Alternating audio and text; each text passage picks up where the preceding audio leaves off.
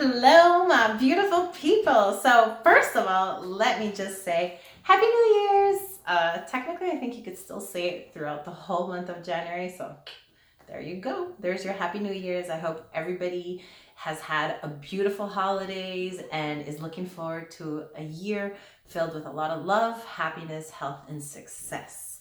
So finally, I'm here and I'm doing it, barefaced and all. I wanted to do just a little quick makeup. I've been asked so many times, when are you going to do a YouTube video? When are you going to do tutorials by my clients, by my friends and family? So, I have all the beautiful tools around me and I said, you know what? If it's not this year, it's never. So 2019, watch out. So I'm just going to do a regular makeup that I would do. I have a wonderful date night with the love of my life tonight and I wanted to get all dolled up. First and foremost, really important is that when we're doing makeup, make sure your skin is clean and it's toned. You can use a toner. I prefer more like natural stuff. I buy mine at Marché Tao, which is like a natural food product store. And it has aloe vera and rose water. And it just helps tone the skin, to close the pores, and just prepare the skin to get all the stuff it's going to get on. And after that, I personally don't like putting on like a day cream or anything. I'll just put on my primer right away. The one that I had discovered and I love with all my heart is the peachy. No. Primed and peachy. There you go. And I love it because it's a cooling, mattifying primer. And it kind of like soothes out the skin, which is great when you have dilated pores. This, for myself, I apply it with my fingers. No harm there. When I do professional makeup, like I think 99.9% of the time, I'm in with brushes or sponges. But on myself, I won't mind putting on the primer. Make sure, you put it on evenly because kind of got to think about it's like painting a wall, right? And when you're going to prime the wall or the nails, make sure they're always nice and smooth surface, everything is clean and ready to be applied. Like that, you're going to assure that your foundation, or if you just apply a powder on top of this, is going to stay even throughout the day. I got the primer on. I'm going to use my favorite Born This Way from Too Faced. Again, beautiful medium foundation.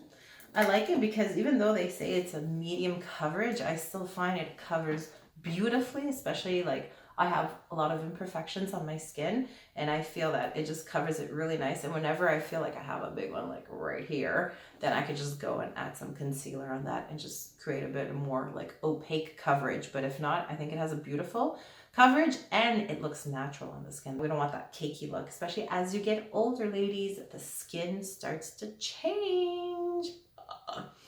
We'll talk about that another time. This is one of my MAC brushes. It's a 130. I like it because it's a flat and it's a dual fiber brush. So I like to just either put it on the brush and I just dab it on.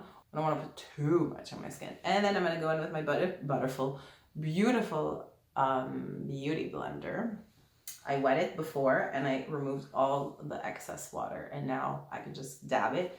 If you want, you can spray some Quick Fix from Urban Decay or any setting spray if you want, just to give it a nice set. And then since I put dots everywhere, you're just going and you're really spreading it all over the skin. When I do my makeup, I always have my mirror at a certain distance. Once I start doing like contouring and stuff, I always kind of take a step back to see how it looks like. Like that, you create more effect. See? Question, why can't we apply our foundation over the sponge? And the answer is because if you do, you wind up using more of your product because more of it goes inside. That's why either you could put it on a brush and like dab it all over your face or just drop it on your skin and then just go and smother everything in. Then you can use a nice setting powder, which I'm going to show you. But before that, I will apply the concealer. This one also is Too Faced Born This Way, and it's the multi-use. So you can do this as a concealing, contour, or a highlight, depending on the color that you get. In my case, I went for just a concealer. And when my skin is doing really good, I'll just like dab it on my little pimples. Then take the beauty blender, dab that, and then just put a powder on top when I want to be really quick. But it's date night, so I want to look cute. And same principle, you go and you dab. What I find is that once you dab, as soon as this is applied, you should apply your setting powder under your eye to avoid the product settling into your creases. I'm going to show you how it's done.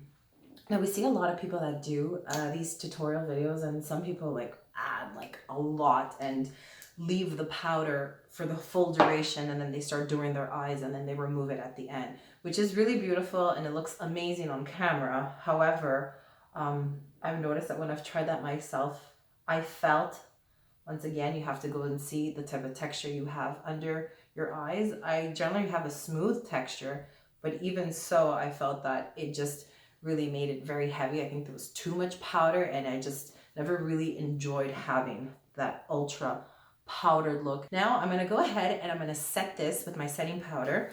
I use different types of products. I use Laura Mercier translucent setting powder, which is spectacular. But I also really love the Maybelline Fit Me loose finishing powder. I think it's awesome, and for the price, hey, you know, I ain't complaining. I just dipped the tip of my sponge. And what I like about using the sponge is because right here, you can just dab it on. And just dab the powder. And I find that it also helps to mattify the skin even more so. So you can, if you're gonna go out and you're gonna be in a place where you know you're gonna dance, you're gonna get hot, if you wanna go ahead and dab a little bit of an excess. It doesn't have to be as much, but you can just go right in the middle zones. Right here on top of the nose, middle. And we cover this because we don't want to lose it. And this is in number 05 because I'm using it as a setting highlighting powder. Here we go. So you see, I just take this and then I kind of like just brush it off. I could do it with the sponge, or you could do it with like a little brush. This one is like my little under eye brush where I just take this and kind of just dust off that powder. Because like I said, I don't want to like create a very dry look. I just want it to set and to stay and look natural, nice, not take really, really a fast time. See? Ta-da! Now we could do a fast contour. Now, a lot of people love to contour, and a lot of people ask what's better, cream or like liquids or powders. And then again, I find it really depends on the type of skin, on the quality of skin that you have, and what you find much more easier to use. I personally like powders, and this is my NYX palette. You can get this at the pharmacy. You can order them online, and as you can tell, these two are my super duper favorite ones. This one especially because it's more neutral, it's more taupey, but I like to mix them up. And when I'm more tanned, I go for the extra dark one. So I take like just a round tip brush. This is a 109 from MAC. It's more of a round tip. I just like it because right away I feel the anatomy of my face. This is my bone right here, and it usually goes from like almost the top of your ear. So that's where you want to kind of start your contour and go down. And then again, that depends on the type of shape of face that you have. So I just want to create more contour here to just kind of define my cheekbones a bit more. And of course, what we all want to create the slimming effect. So I'm just doing like circular motions, left and right, or up and down. And then I just like to do little circular motions because I like to diffuse it, to kind of create a line, but diffuse it so it looks just more natural. And the same thing here. So I start from high to about midway. And sometimes it's really cool. You can just give it a little loop. So what it does when you do that for the cheeks, creates a little bit of a support and it lifts the face. especially for my older ladies. I think as of 35, depending on the age of your skin, everything starts to change. The quality, hair color, length and stuff can always help you appear much more youthful. And as you see, I just like went lightly around with the excess of my powder, just to contour the face a bit. And if you want to get fancy for 2 seconds, you just take the jawline from the back to your jaw, try to create a nice little curve. So in pictures, it gives more definition. Now I'm just going with a smaller flat brush, but just showing you what a difference in the different type of quality and shapes the brushes are used for, and to create what look. Even if you are not a professional makeup artist, but if you have good tools, you're definitely going to have better results also with good products. And now I'm going to add my blush from MAC. So just so you know a little background about me, I used to be a MAC girl. Yes, that's right. About 3.5 years ago, I worked at MAC for 3 years here in Laval, Quebec, Carrefour Laval at the boutique. I worked with a beautiful group of ladies. It was so much fun. It was a wonderful experience. I learned so much and I was able to grow from that, and I was super happy. So yeah, thank you for that, MAC. You were an amazing experience.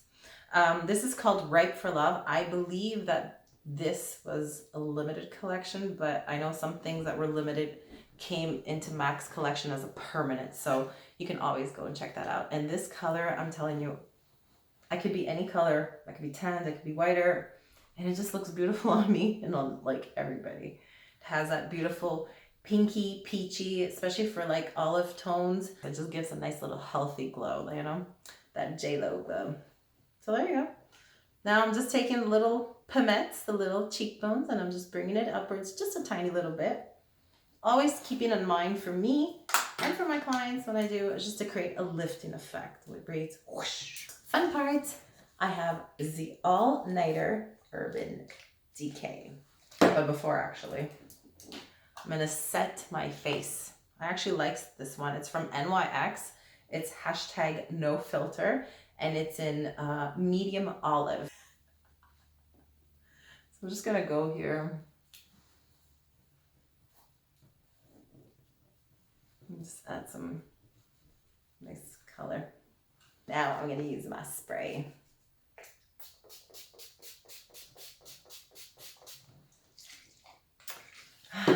Spray feels like heaven, especially when it's summertime and you're rushing and you're styling your clients and you spray that on them and then you spray it on you fast to refreshen up.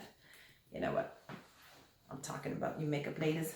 So anyways, this one, love, love, love. Master Chrome from Maybelline. So you can see that I'm using a lot of pharmacy brands, also a lot of professional brands, but when you combine them and you get the best of each company, then you essentially have the best what works for you, which makes it the best. I'm gonna just lay my highlighting powder on top of my foundation. So a bigger brush will always pick up less product. I still like to tap it. And hand movements. You can always move your hands before you're applying just to create a nice kiss of glow. And I always like to put it right here on the little apples, so cute. And the tip of the nose. And that's a nice, simple looking skin. Not a lot of product, but you know, you're still presentable. And now you'll see the brows. I know you ladies are asking, well, what's gonna go on with the brows? Now there's different ways that I like to do the brows and different effects that I'll create.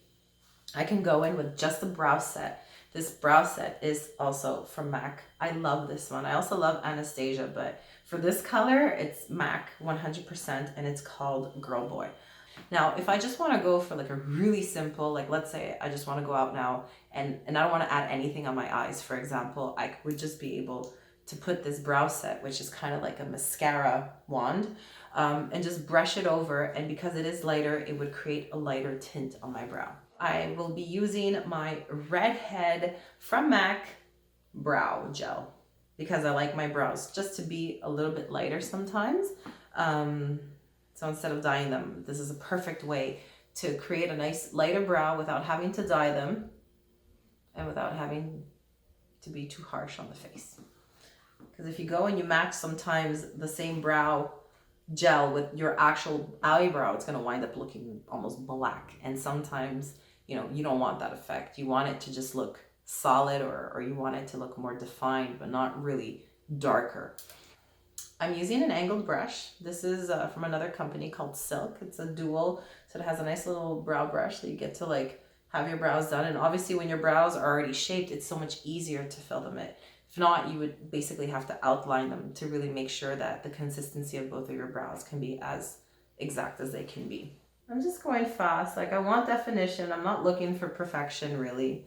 I just want it to look nice. I want to look defined. So I usually start with this part of the brow. And since I have the angle, it's easy to create that line. As you see, I'm pressuring a bit of like on my pinky here.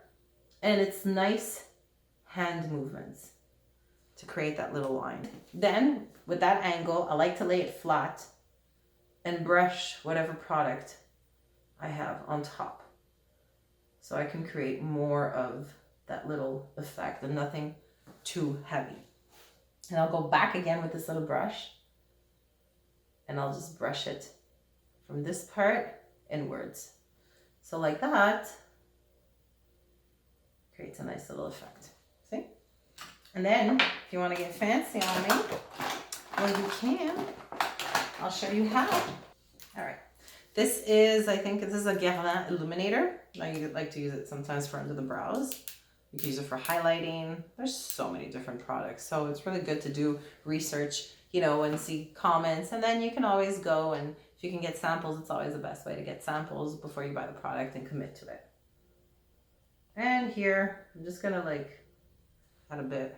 And I'm just gonna use that to define under my brow. It just creates that. Some people can do it from on top, but you know, I don't want to have it overdone. I just want it to look defined. And just look at the difference already from one eyebrow to another. It's crazy.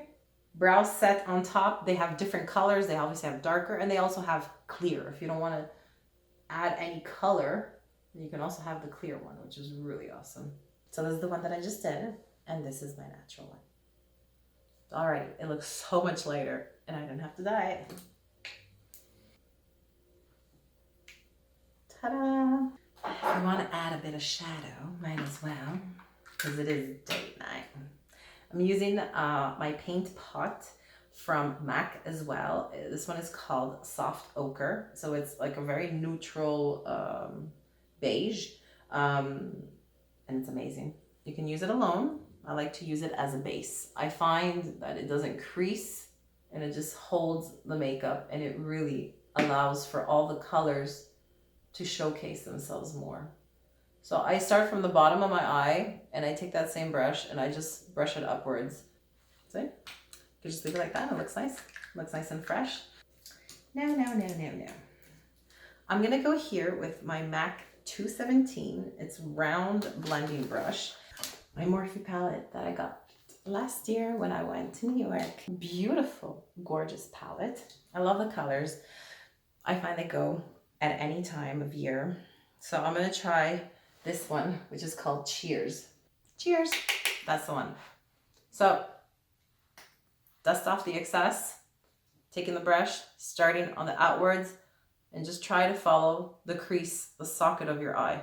And just left and right.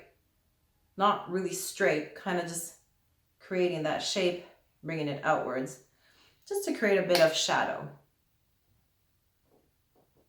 And a bit of depth into the eye.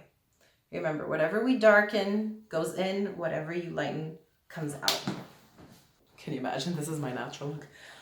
And maybe, just maybe, you know, add some sparkles. I love this one. This one is called Smoky Gold from Lise Watier. And it's really nice. And I'll just apply it like a little eyeliner. Because what it's going to do is that when I open my eye, I'm just going to give a nice little pop I'm gonna let that dry. And in the meantime, I'm just going to add a little bit of shadow under my eye.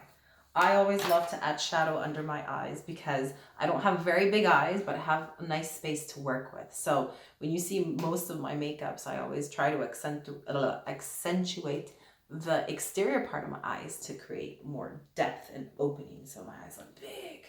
It's Eyelids. This is my little Urban Decay eyeshadow primer potion. You can go straight in with their little applicator. And I like this one under the eye because under the eye, the skin is a bit thinner. And I could just go in with the same one, Cheers, or 5 p.m. No one can do this from one day to another, you know, you still have to have some type of guidance. But the more you practice and the more you get to know the physiognomy of your face and you get to see what you like and what you don't like and you try out, then the better it is. Because I like that it's fun. You guys, you have an event, you have something to go to, and you can do your own makeup and it looks great. And I'm trying to bring it like that with a pointed brush. And this is a MAC 219. Lashes time. This changes everything. So check this out. Crown lashes. I must say, and I will say, that this is my beautiful friend and colleague's lash line. These ones are called Picture Perfect. They're so beautiful. So I'm gonna put these on. She also has her own lash glue. It's so easy to apply. This is the #1 question that I think everybody gets as a makeup artist. How do you apply your lashes? Everybody has their own way, but I think that the ways that I've been seeing it online and through tutorials, the ones that I agree with are the same way that I do it. So you're always gonna need a nice angled, good tension tweezer, okay? Why? Because this will help you hold your lash. And before you hold your lash, you want to apply your glue. Now what's great with this glue in comparison to others, the others I would have to put a little dot on the side and then I would dip the back of my tweezer and then I would rub it along the lash line. Now this comes with its own applicator. It's like a little brush and all you do is that you just have to rub that all over your lash line. So now I have my lash. I have applied my glue on the lash line. And I'm taking it, my higher angle is towards this way, where it's the shortest part of the lash. And I hold it like this, right in the middle, okay? And I look up, but I look down to the mirror so I can see where I'm placing my lash. So I start by the middle. I deposit the lash like this. With my tweezer, I gently go to the exterior part of the lash, place it on my lash line, and look how I'm holding my mirror. This is very important. It's better when you see it from underneath. It gives you more leeway to play with it. #1. #2. Same principle. Now some people curl their lashes, their natural lashes before, and will apply mascara. I will curl someone's lash, for example, when I'm doing on somebody else, if they're extremely straight. If not, I generally don't curl or put mascara underneath. I'll apply the lashes. I'll wait for the lash glue to dry. And once I feel that it's dry, I will apply mascara on my natural bottom lash and lift it upwards. So like that, I kind of like merge it together, but I'm not overloading it. I'm just really taking my own lash and sticking it as much to the fake eyelash as possible so that even when you look by the side, it looks natural and it feels more lifted. Once again, I have my mirror. Now I'm doing with my right arm, I'm going on my left eye. So the position of the mirror has to be comfortable for me. That's why I like these little mirrors, because you can manipulate them however you want. So then I go here, same thing. Start in the middle of it. Now one trick, you never want to stick the lashes too much to the interior of the eye, because when you close your eye folds, and if it's too much in, you're going to feel a piercing pain. If you feel that, gently take away the lash and start again.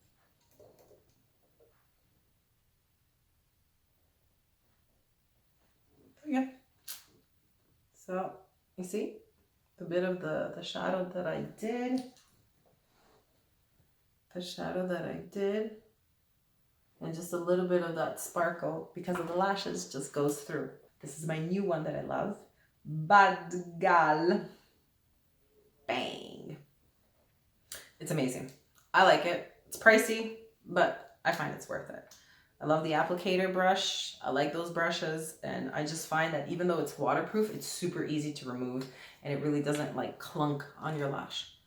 So once again, mascara. Now I'm looking the same way as if I were to apply, and I'm just going for my actual natural lashes, and I'm pushing them upwards. See? And automatically I feel like a lifting. It's unbelievable. And all my clients, when I put on the lashes, especially when it's like their first time or they're not used to it, the moment I just put on that mascara, they're like, ah, what a relief. And the same thing here. They feel so much more lifted. And I always love my bottom mascara because it, especially when you have thicker eyelashes on top, it creates a balance. Because these little details add to the eye. Well, maybe this isn't such a little makeup, but for sure it took much longer than it would normally take me to explain it, just because I'm going through the steps.